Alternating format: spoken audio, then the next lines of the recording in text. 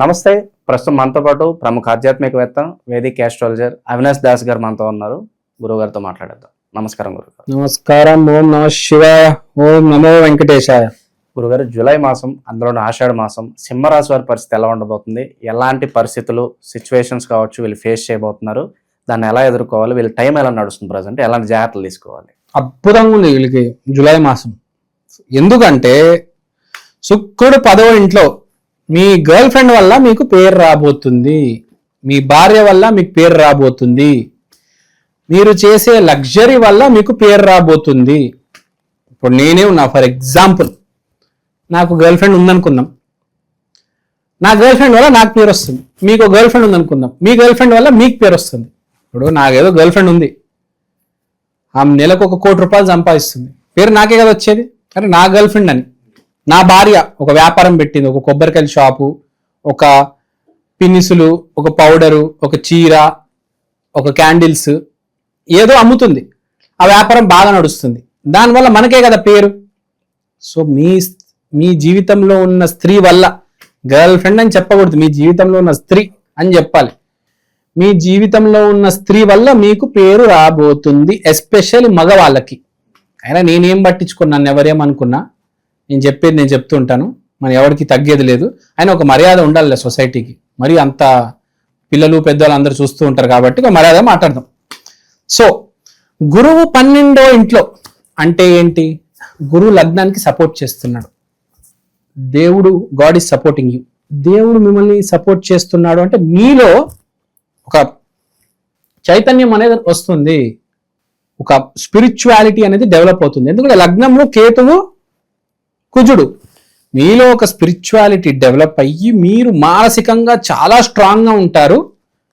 దాంతోపాటు మీలో జీవితంలో ఉన్న స్త్రీ వల్ల మీకు పేరు వస్తుంది. చాలా మంచి సమయం. ఒక విషయం చెప్తా, ప్రతి మనిషికి జీవితంలో కష్టం ఉంటుంది. కష్టం రావడానికి కారణం ఏంటంటే ప్రారబ్ధం. ప్రతి మనిషికి కష్టం ఉంటుంది. ఆ ప్రారబ్ధాన్ని తొలగించాలి. మనం తొలగించాలంటే ఏం చేయాలి? నామస్మరణ చేయాలి, గుడికి వెళ్ళాలి. నామస్మరణ, ఫర్ ఎగ్జాంపుల్ నేను ఎప్పుడు కూడా రాధా రాధా రాధా, సీత సీత సీత ఈ నామస్మరణ చేస్తూ ఉంటా. చేయడం వల్ల నాకు ఉన్న చెడు కర్మ, ప్రతి మనిషికి కొంచెం చెడు కర్మ ఉంటుంది, అది తొలగిపోతూ ఉంటుంది. సో ప్రతి మనిషి నామస్మరణ చేయాలి. రోజుకి కనీసం అరగంట రాధా రాధా రాధా రాధా రాధా రాధా రాధా, సీత సీత సీత సీత సీత, ఒక్కటే పేరు చెప్పాలి. ఒక్కటే పేరు గుర్తుపెట్టుకోండి. ఒక్కటే ప్రయత్నం. ఆర్సీబీ గెలుపు కోసం 18 సంవత్సరాలు పోరాడుతూనే ఉంది. గెలుపు వచ్చి తీరింది, చచ్చినట్టు వచ్చింది. అది ఇక్కడ నామస్మరణ ఒక్కటే పేరు చేయాలి. ఇప్పుడు నేనున్నా రాధా రాధా రాధా రాధా రాధా రాధా రాధా రాధా, ఒకటే పేరు. ఏ పూజ అవసరం లేదు, ఏ హోమం అవసరం లేదు.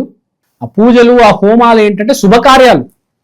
కానీ మన జీవితంలో పాపకర్మలు తొలగిపోవాలంటే అతి ఉత్తమైన మార్గం నామస్మరణ. ఇప్పుడు కలియుగంలో భూమి మీద నేను ఈ పూజ చేయిస్తాను, ఈ గుడికి వెళ్తాను, ఈ గురుగారి దగ్గరికి వెళ్తాను, ఏం అవసరం లేదు.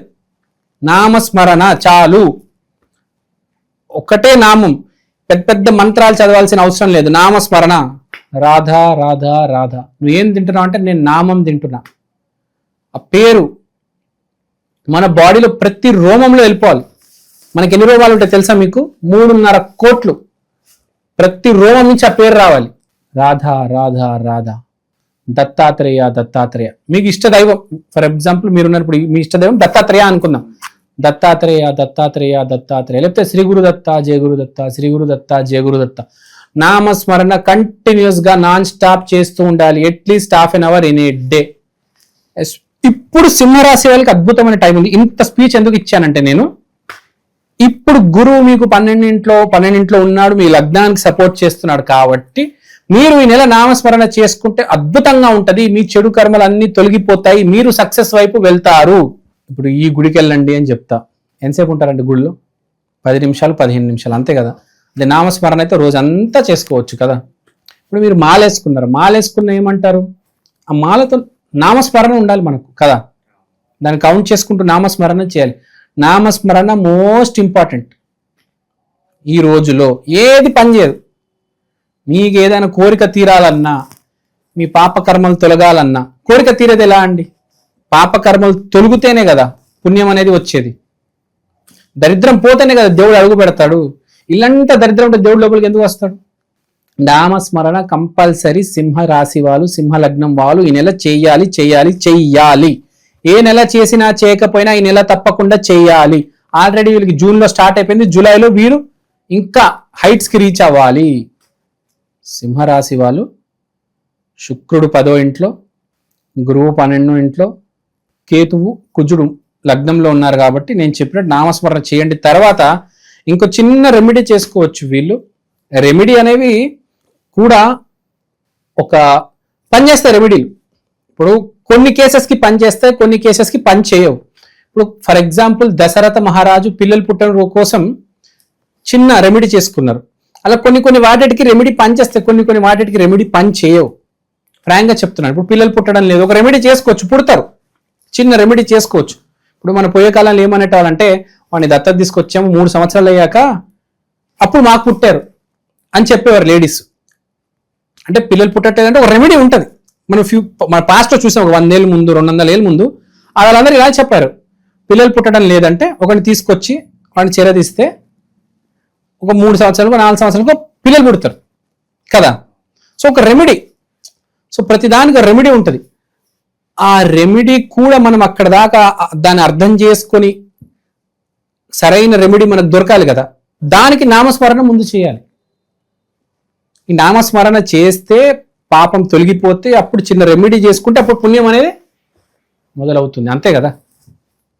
నామస్మరణ చేస్తే ఒక ఐడియా వస్తుంది, ఒకటి దత్తత తీసుకో, తర్వాత మనకి పిల్లలు పుడతారు. బేసిక్గా అర్థమైందా మీకు?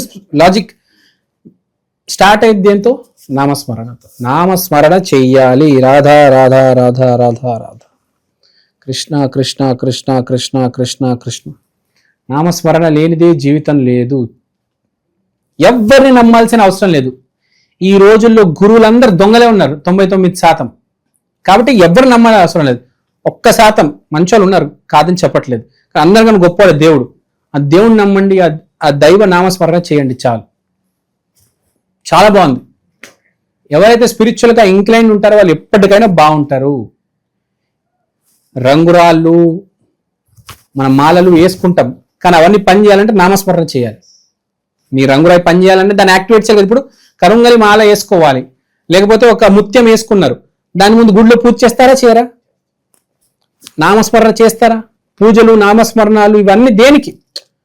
అది పని చేయాలంటే ఎనర్జీ దాంట్లో పోయాలి కదా. అందుకనే నామస్మరణ అనేది చేయాలి. అది బాగుందండి.